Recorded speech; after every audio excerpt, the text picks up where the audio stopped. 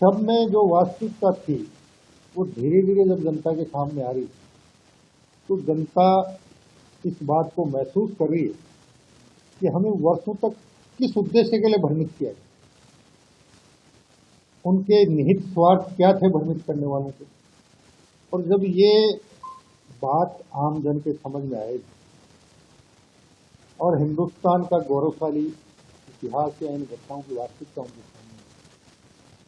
तो निश्चित रूप से वो उस भ्रम से बाहर निकलकर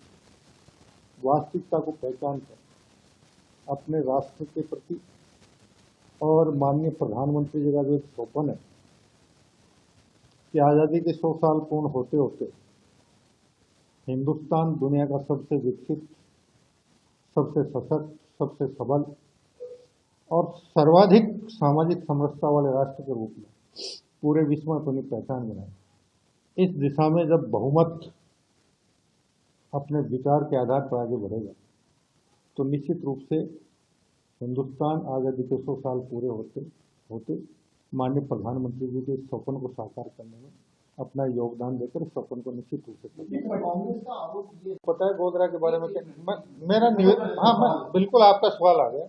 क्या आपको पता है गोधरा के बारे में सुप्रीम कोर्ट का निर्णय क्या है? गिने चुने उन लोगों के अलावा किस किस को पता है कि गोधरा पर सुप्रीम कोर्ट का निर्णय क्या था? क्या हिंदुस्तान के आम जन को, आम मतदाता को, आम नागरिक को,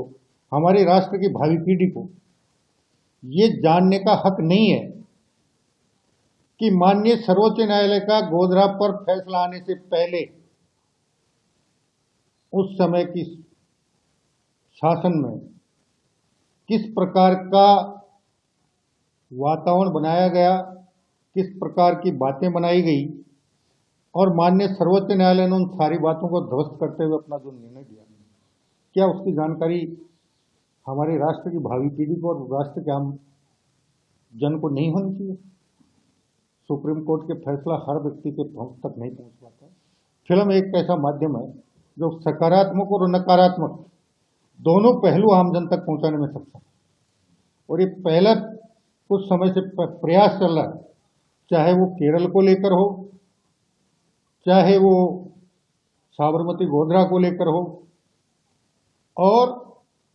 चाहे अन्य विषयों को लेकर हो। फिल्म जगत ने कुछ मामलों में सकारात्मक रूप से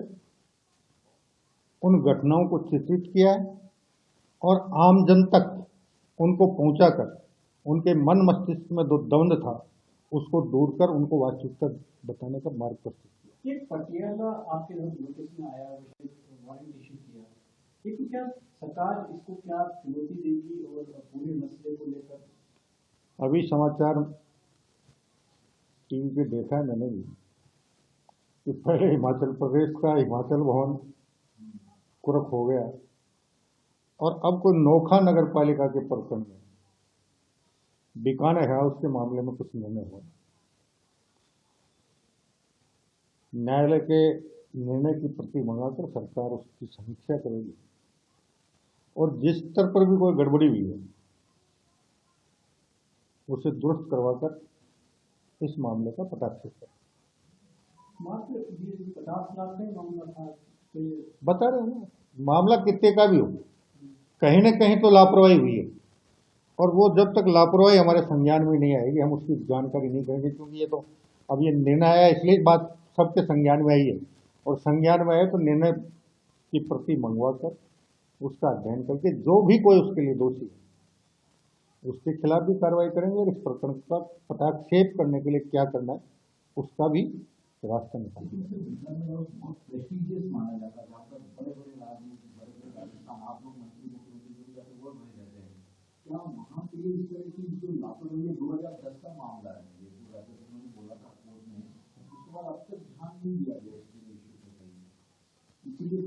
देखिए, जिस किसी की जिम्मेदारी थी, जैसा अभी मोटा मोटी इलेक्ट्रिक मीडिया के माध्यम से जानकारी आई है, वो ये है कि उसके रखरखाव का जिम्मा नगरपालिका नोखा के जिम्मे है और वहीं का कोई प्रकरण था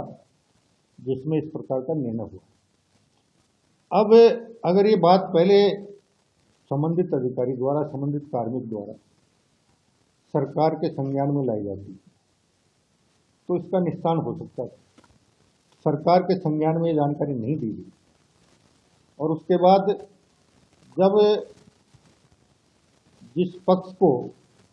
इस बात पर आपत्ति थी कि मेरा भुगतान सही समय पर सही धनराशि के रूप में नहीं हुआ, उसने निश्चित रूप से विधिक नोटिस भी दिया होगा,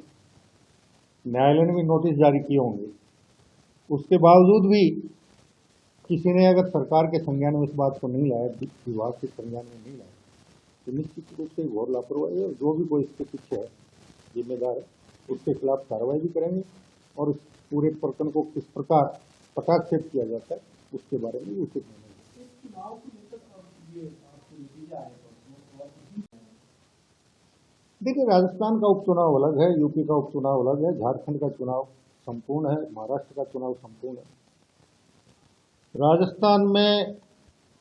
जो 7 विधानसभा क्षेत्रों में उपचुनाव हुआ, भारतीय जनता पार्टी जीत के संकल्प के साथ 7 विधानसभा क्षेत्रों में उतरी और हम ये मतदान के बाद ये उम्मीद करके चल रहे कि 7 में से 2 जगह कड़ा मुकाबला है, जिसमें हम उम्मीद ये करते हैं कि हमारा उम्मीदवार 1000, 2000, 2500 वोटों से चुनाव जीत सकते हैं। बाकी 5 जगह हम आसान जीत मानकर चल रहे हैं और ये परिणाम में अगर तब्दील होगा तो निश्चित रूप से सरकार और तेजी के साथ राजस्थान के विकास के लिए कट संकल्पित होकर और दृढ़ नैतिक रूप से मजबूत होकर काम करें। कुछ नगर निकायों के टर्म खत्म होने वाले हैं, आपकी सरकार एक राज्य में चुनाव की बड़ी पहल शुरू करने वाली है पूरे देश में। आपके लोकसभा चुनाव में आप लोग तैयार नहीं करवाने के लिए चुनाव आयोग आपको आपकी जानकारी के लिए मैं एक बात बता दूं, हर साल दिसंबर के महीने में मतदाता सूची का कार्यक्रम चलता है और उसी परिप्रेक्ष्य में राज्य निर्वाचन आयोग ने मतदाता सूची तैयार करने का कार्यक्रम जारी किया। अभी उसमें कुछ समय बाकी है, 1 सप्ताह, और 1 सप्ताह में ही मुख्यमंत्री से चर्चा करके मंत्रिमंडल की बैठक में इस बारे में जो भी निर्णय लिया जाएगा उस सबसे आपका अवगत करेंगे। हाँ, लगभग तैयार है। कुछ पिछले दिनों कुछ न्यायालयों के निर्णय से ऐसा महसूस हो रहा है कि शायद कुछ बाधाएं उत्पन्न हो सकती हैं, उसका भी हम विधिक परीक्षण करवाएंगे।